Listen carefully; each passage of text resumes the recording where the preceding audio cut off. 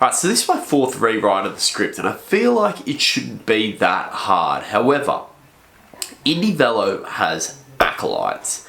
These people rave about it as if it's some sort of Zwift slayer. The King Slayer, if you will.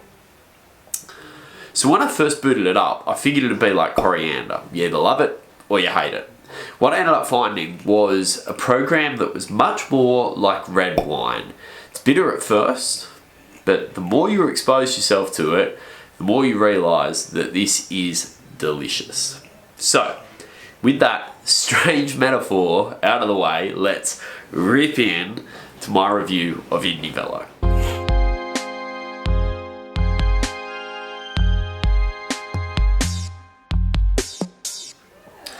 Unlike MyWhoosh and Ruby, which are run by either soulless corporations or soulless regimes, indieVelo is a product of love and passion. The app bleeds this love and passion all throughout, where MyWhoosh is the reality TV of indoor cycling apps and Ruby the documentary channel, indieVelo is the art house channel. With that, I'm going to put the metaphors away. So it's developed solely by this dude, George Gilbert, or Gilbert, I don't really know. His greatest crime is not being related to Philippe Gilbert. The app's a passion project with the goal of legitimising online cycling. So in his words, imagine if cycling virtually was an Olympic sport. This comes through with indieVelo. You won't get the gamified elements that you get with Zwift here. Don't expect vibrant backgrounds, special Tron bikes, any of that. indieVelo is conservative in the world that it presents. Where it's revolutionary is in the mechanics. For some, the pursuit of purity in the racing will strip away what makes virtual cycling fun. The world is boring, to be blunt, with a lack of vibrancy. The graphics are plain also, though amazing considering that they're designed by one dude. You can change the colours on your bike and there is some editing of kits, but this is really minor. When it comes to racing, all the hell for leather elements of Zwift are completely replaced with tactical nuance. Racing in indieVelo is hard. It requires thought, positioning, racing smarts that are present on a crit track but not in Zwift. Wind physics force you to consider the appropriate time to break away. Being lost in no man's land means that you are sacrificing more than just a draft advantage. You're often fighting against a headwind. In the bunch, you need to be paying attention to the wind direction, placing yourself in a position to get the best protection. Hitting corners at full gas will see you penalised with extra resistance added to your flywheel, meaning you are incentivized to coast into corners and accelerate out of them. No more flying down switchbacks on Alpe d'Huez at 80 kilometers an hour. Gilbert even states that spinning your wheels up is simulated, so you feel extra resistance at the start of a race and when slowing down and when accelerating. It is intended to make it feel like you are riding a real bike. In regards to the heads-up display, very much what you would expect from Zwift, as Gilbert is or was affiliated with Zwift before moving on to indieVelo. Workouts have stages displayed on the left-hand side of the screen, just like you would have in Zwift. Your time and your key data is in the middle, wind speed and direction, as well as the draft bar are in the top right corner. The only gripe I had about this is in racing, sometimes it's difficult to be paying attention to the top right, but there's a comprehensive elevation data provided down the bottom, and this was really good when doing some of these longer climbs. It allows you to see sort of the whole profile of the race. Don't expect to see your watts per kilo though, or anyone else's for that matter. Gilbert has tried to get away from the weight obsession with cycling, but also it feels realistic. It is super unrealistic to be able to see other races' watts per kilo, and I always found this weird in Zwift. The app is very much in early development and it's lacking some features. The home screen and navigation pre-ride is ugly and it can be confusing. There are workouts, but there are no training plans as of yet, although apparently these are coming and the workouts are designed by a coach.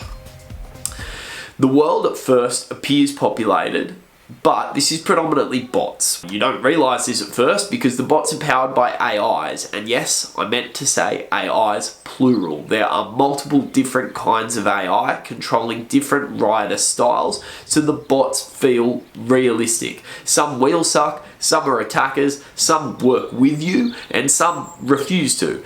It feels real. Depending on how you see it, you may feel cheated by this. You may feel a little bit gypped, but also you may appreciate it. Racing has a really steep learning curve and there's no hand holding. You need to work out quite a bit of this on your own. Don't expect like a welcome to indieVelo sort of ride like you might get with other programs. The racing styles are scratch, time trial, points, and elimination. Scratch is pretty self-explanatory, and so is time trial. Points see you accrue points at checkpoints depending on your positioning, and elimination is very similar to points, but the last rider on the table gets eliminated throughout the ride. When you pass 2 pillars of red smoke, you know that you're coming to the last checkpoint in points and eliminations. I didn't realize this, and as a result, I came 4th in a race that I could have won, so it's worth knowing for your first time. There is a categorization system with the lowest tier being carbon and the highest tier being diamond. And within these there are subcategories. So carbon 1, carbon 2, carbon 3, and then you move up to your next category. 1 minute before the race starts, you'll be placed into pools, and these are a mixture of people at around your ability, including bots. If you beat people that are better than you, you move up categories, and if you lose to people that are lower than you, you move down categories. So this ensures that you are at the same level or a similar level to the people that you're riding with. This is not the case in time trials. That's a mass start, and obviously there's no need because in time trials there is no drafting in indieVelo, so you don't get any advantage from being with other people. It just gives people on the course to make it seem populated. So this is the point in the review where I give you my thoughts. And honestly, this is the hardest part. indieVelo has the most potential out of all of the Zwift rivals. However, it's just not the full package yet. The racing is good, but I feel like the system would really benefit from the ability to do some tutorial races. I still don't know exactly what I'm doing. I don't know how to slow down into corners properly, and I wouldn't have even known that you had to slow down into corners had I not been told. The learning curve is super steep, and I think that it serves as a barrier to people riding in this. Furthermore, the lack of training programs means that this is a good racing system, but not a good training one. If you are coached and your coach uses Training Peaks syncs automatically with this, so your workouts will transfer over. However, I just don't know enough about what I'm doing to create my own coaching platforms using the workouts that are available. There is no companion app and no in-game chat. However, if you are part of the Founders Club, you can be part of a Discord chat, and also you can start your own Facebook groups if that is something that you really want. You're racing with your mates or something, but don't expect live chat in the app. So what I did like were the bots, and I was actually really surprised by this. I think had I jumped straight from Zwift into indieVelo, I probably wouldn't have. However, coming from Ruby and MyWhoosh, worlds that are pretty much barren, I cannot tell you how refreshing it was to be riding with other people, to be racing with other people, even if you aren't sure whether these people are real or not. It is satisfying to pass someone, and it is motivating to have someone to chase. The racing was addictive, and I find myself thinking about racing in indieVelo when I'm just sort of hanging out, sitting in my room, or reading a book. I want to improve, and it is refreshing to know that you can improve in other ways than just increasing your FTP. It feels like there is a skill to riding in indieVelo, to racing in indieVelo, and this is, quite frankly, a little bit intoxicating. At the end of the day, I don't think indieVelo can stand alone as a Zwift replacement yet. However, it is by far and away the best racing platform outside of Zwift, and depending on what you're looking for, it may even eclipse Zwift. Should the training plans come, and should tutorials be added, I think we may have the best of the rest right here. indieVelo isn't trying to compete with Zwift and these other platforms though. It's sort of treading its own path, and that might very well be a path that you want to go. And if that's the case, I strongly suggest that you consider joining the Founders Program. This is a paid subscription program. It is less than Zwift, about the same as Ruvi, about 20 Australian dollars a month.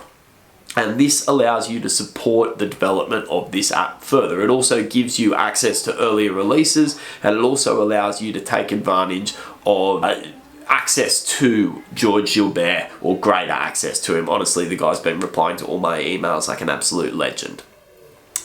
I hope that this review has satisfied everyone. I'm genuinely not trying to shit on indieVelo. I'm just trying to present a genuine impression of the app. I actually find myself drifting off when I'm at work and thinking about racing indieVelo. Last night I was sitting just watching the football, and all I could think about was getting on the trainer and trying to improve results from a previous race. I really think this is a great platform, but there is still a lot of work to do in order for it to be a legitimate rival to Zwift. It's still better racing than Ruvi and My Whoosh, and I really think that's saying something. So anyway, that's the review. Thank you for watching. I hope this hasn't pissed off anyone. I think I've been pretty fair and balanced, and rock on.